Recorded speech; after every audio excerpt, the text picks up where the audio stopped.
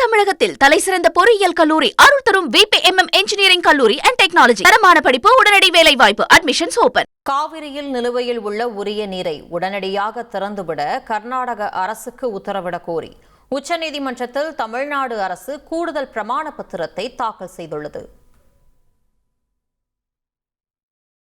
காவிரியில் நிலுவையில் உள்ள உரிய நீரை உடனடியாக திறந்துவிட கர்நாடக அரசுக்கு உத்தரவிடக் கோரி உச்சநீதிமன்றத்தில் தமிழ்நாடு அரசு கூடுதல் பிரமாண பத்திரத்தை தாக்கல் செய்துள்ளது.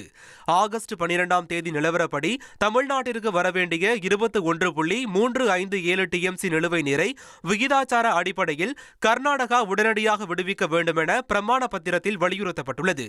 ஆகஸ்ட் இறுதியில் சம்பா சாகுபடி தொடங்கவுள்ள நிலையில் மேட்டூர் அணையில் நீர் இருப்பு உயரவும் வடகிழக்கு பருவமழையை விவசாயிகள் முழுமையாக பயன்படுத்திக் கொள்ளவும் இந்த நீர் அத்தியாவசியம் எனவும் குறிப்பிடப்பட்டுள்ளது.